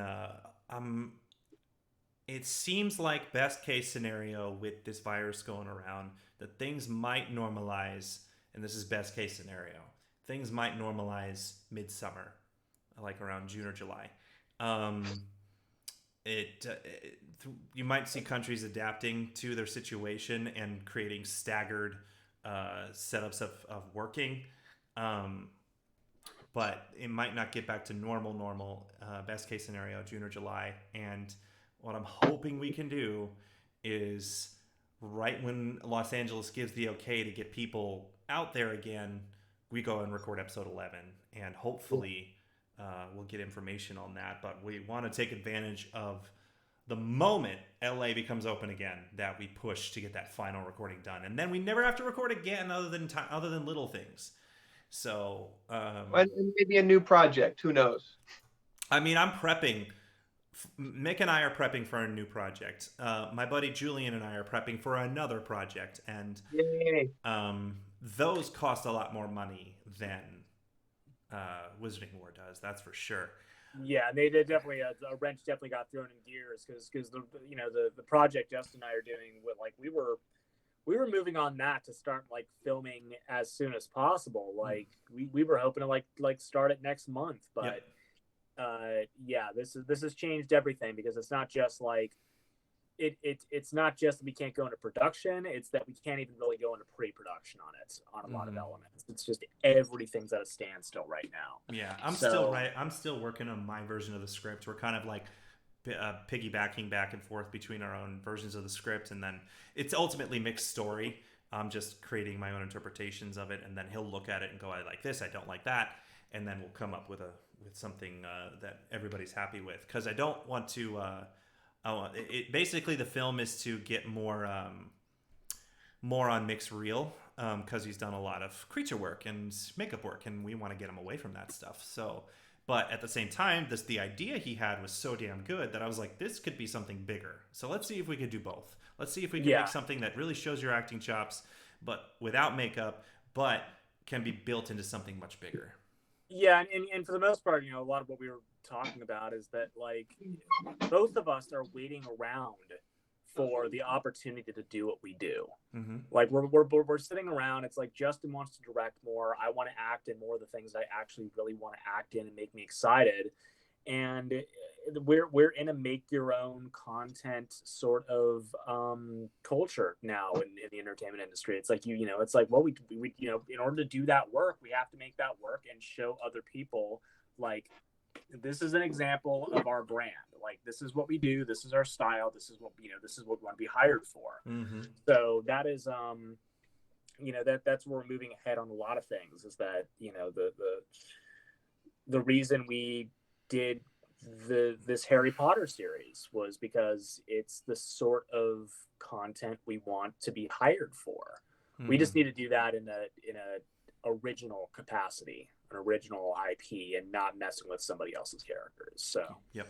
Marcus, you bring up a very, very good point. One of my weaknesses is I do not advertise myself nearly enough, and you're doing it for me, buddy. You mentioned that we need to talk more about the Patreon, and that is very true. Now, granted, we're all in a situation where we're not really working, and some people are, some people aren't, but they're holding on to their money because it's important. But the Patreon right now is basically what's paying for Wizarding War. Basically, as that money trickles in, it goes towards resources to get the episodes finished.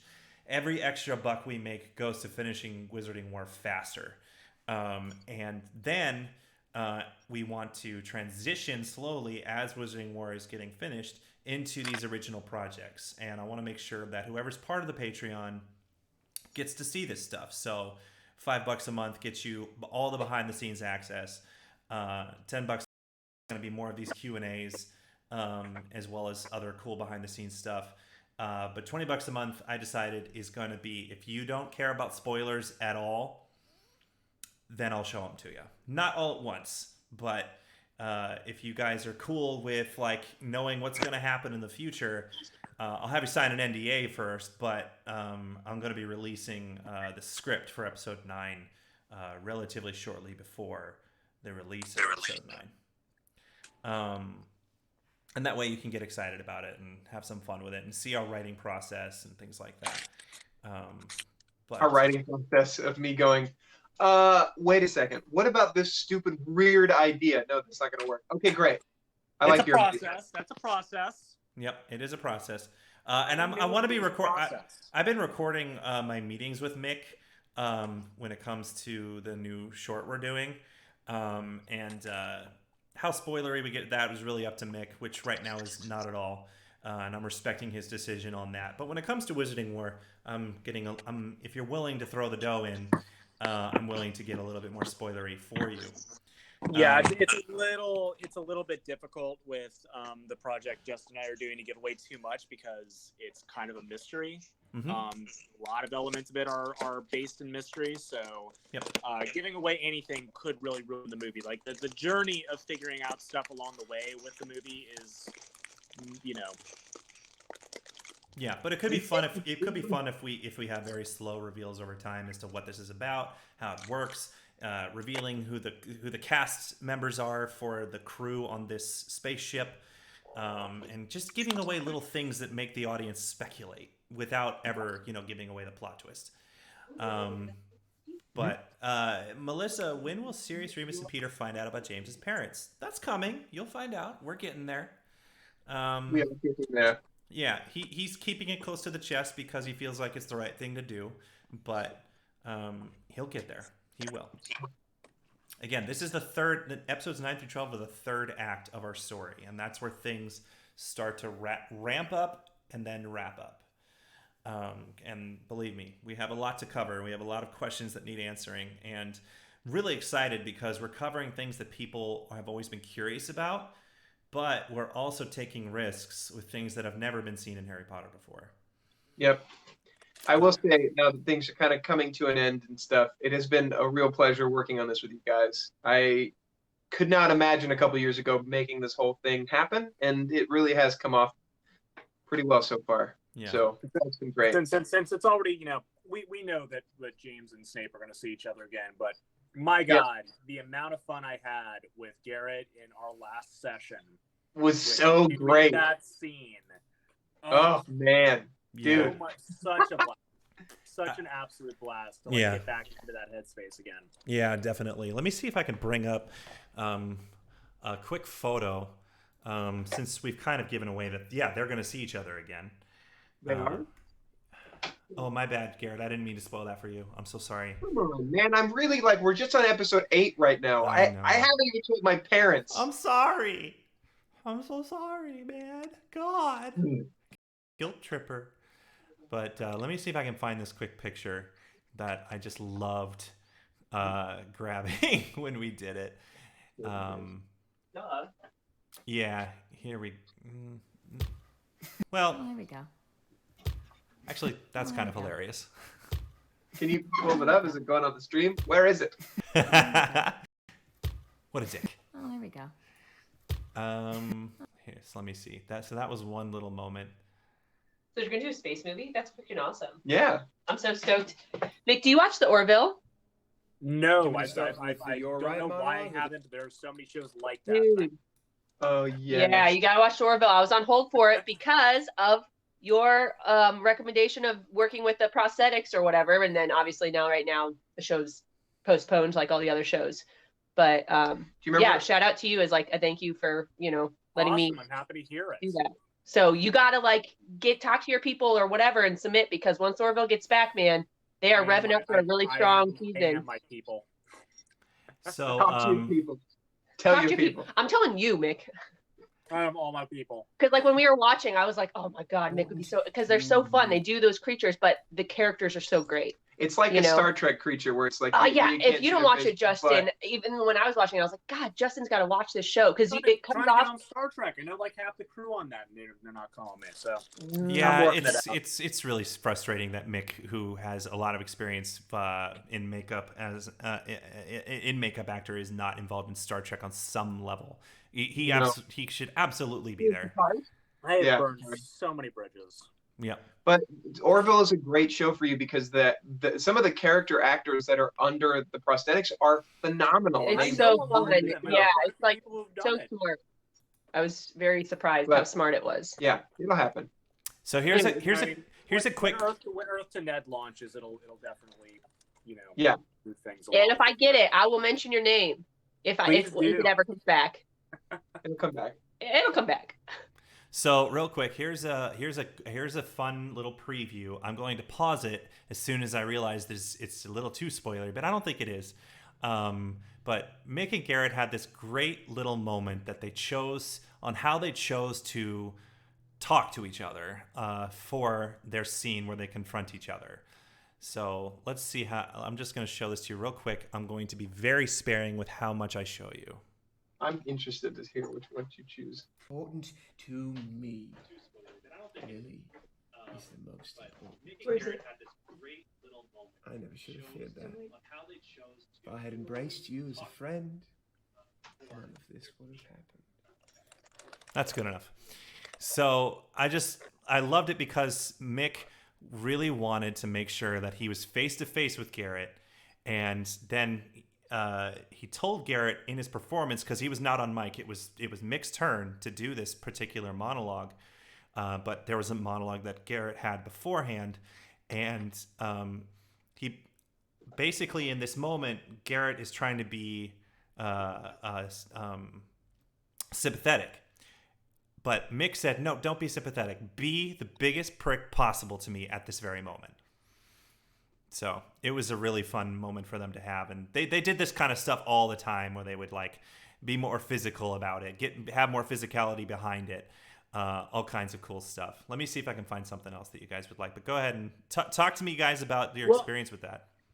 That was coming into this most important part, because I've done a lot of voiceover things, and voiceover's fun, but so much of performance is lost due to you not being in the same room. You're not looking at your acting partner. You're not in the moment. You're waiting for 3 beeps to start talking.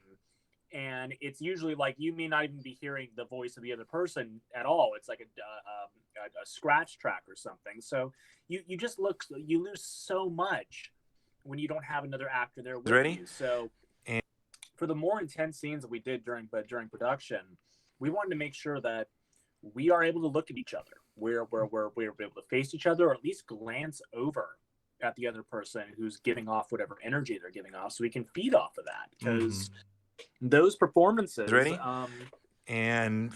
especially the more emotionally charged ones, it's about one actor's energy being tossed to the other one and then taking it. And it's you need that human connection. So I'm really grateful that we have access to the studio that we have, and that it's big enough to be able to set something like that up, that we have space to move around in. But we are so privileged and lucky and grateful to have that amazing studio. Thank you so much, Mick. Thank you so much, Mick's dad. God, we could have come up with figured out how to do it in like a bedroom or some office, and we would have been able to figure it out, and the end result would have been fine, would have been good. But this place just skyrockets it because it's so cool to be in, and it just inspires everybody's performances. No one, not even major, not even like big voiceover things like Bob's Burgers or The Simpsons or anything like that records in rooms like this. They'll record in a room that is like a fifth of the size. Well, it's meant to be for music. It's meant to be for bands. It's a music studio, so that's an orchestral room that we're recording out of. That's why we have that that much space. So you never get those opportunities. And I will say, I want to say that it is such a pleasure, because I don't do a lot of voiceover, so to do it like this is really helpful for me to stay in it. And I really just appreciate working off of people, especially you making that scene. It was just so fun to play, and we get a lot of different work and a lot of different takes. And it was funny, I was watching a video of the first Toy Story movie being recorded, and scenes between Tim Allen and Tom Hanks were done in the same room across from each other with the scene playing above their heads. And I was like, that's the best way to do it. I feel like that gives the best performances. Totally. So real quick, I'm just going to show this off. This fun little clip I had. This exhausted these guys doing this, because I had them do it a few times, but they both insisted on facing each other for this moment. So just real quick, we'll check this out. Ready? And fire and connect.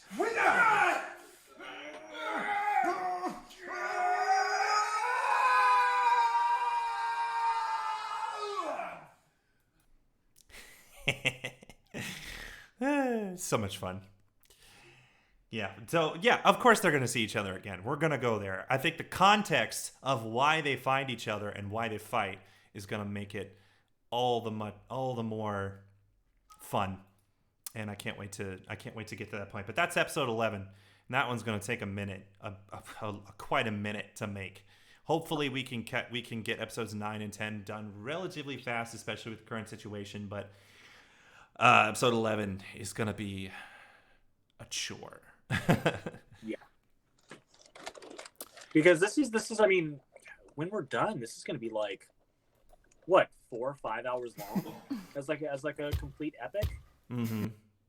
Yeah. I mean, for those long road trips, guys, like, we got you covered. Start with the, well, it's always been the plan for us to put them all together in one big thing at the end. So it is just this like running narrative. Yep. Oh, I'm so excited for that. It's gonna be great. That is all right.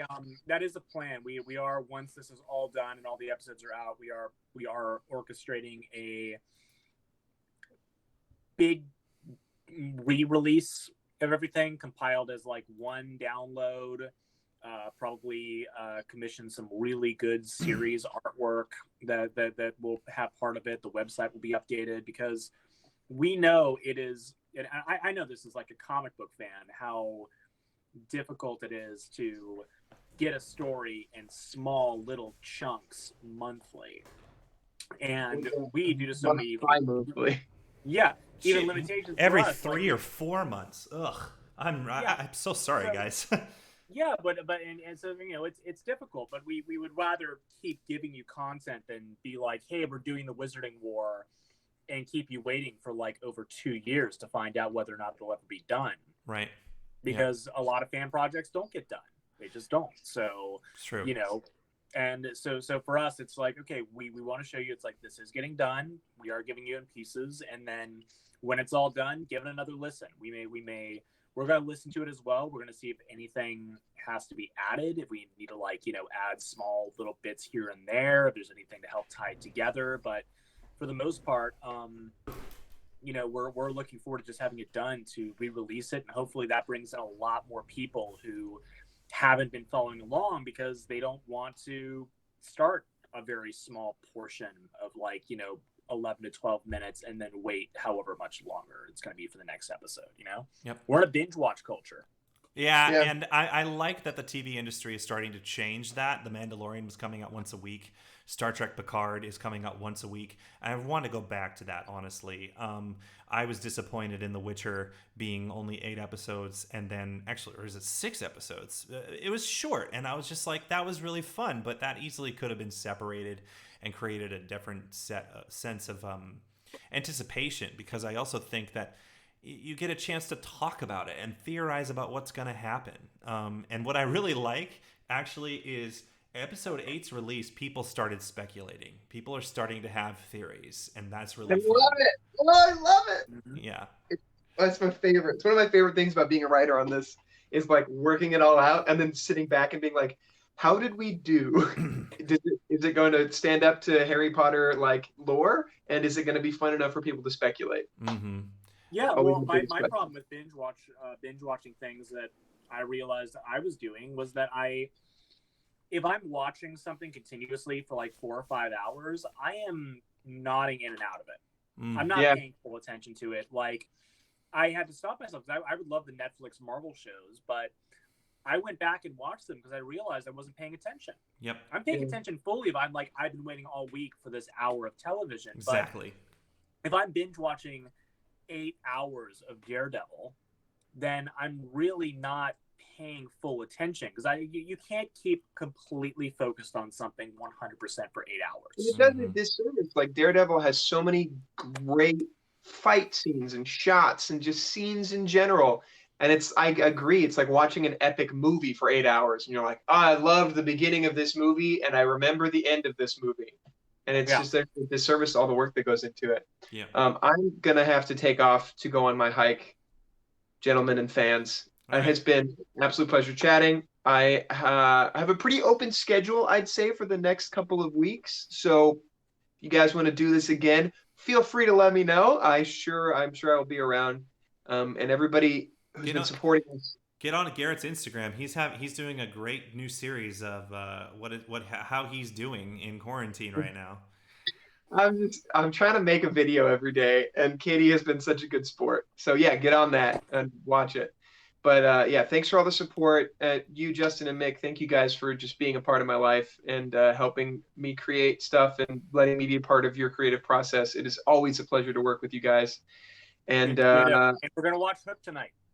Yeah, we're all doing a Netflix party, and we're gonna. Danny has never seen it. I can't believe that. Yeah, Danny J has never seen Hook. That's unacceptable. Honestly, it's totally fun. It has been so long for me that like it is almost gonna be like me seeing it for the first time again. So I'm looking forward to it. Yeah. All right. Take care, Garrett. See you, man.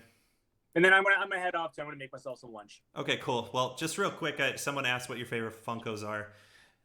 This guy, I love him. He was so much fun in Fantastic Beasts, and I loved the reveal of who he really is.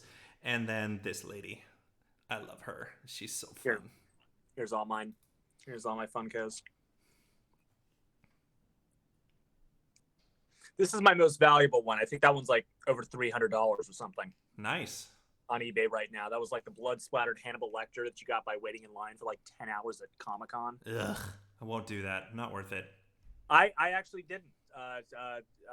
Cinema Makeup School hooked me up. Oh, there you go. Bananas all day. So that's kind of the idea in Hollywood, is that if you're waiting in lines, then you're doing it wrong. Right. You need, if you have a connection if you have a connection, then you can get into things and do things and get past the lines. And if you're not doing that, you're not doing Hollywood correctly. Yeah. So. All right, I'm heading off for the day. I will see you later. All right, Bye. man. See ya. And I think I'm going to end it up here, too, because I'm getting hungry and need some lunch. But I think I'm going to do these certainly more often right now. But I want to make sure that I do it for the patrons exclusively as well. Offer them some cool stuff. So, again, if you guys haven't seen the Patreon, you can join for $1. And if you can join for $5 for behind-the-scenes stuff, I just put up some cool behind-the-scenes work earlier. I showed off some of the artwork before it was released for Episode 8. Episode 10 has some cool perks that are far more personal with like these things, with these live streams. And then $20 gets you completely spoiler-esque content, which I'll be releasing the script for Episode 9 pretty soon. So, again, thanks a lot, guys, for hanging out. We'll probably be doing this more often, but it was a lot of fun. And stay really safe, wash your hands, keep good social distancing, and hopefully this situation that the whole world is in will be ending soon. Take care. Have a great one, guys. Bye-bye.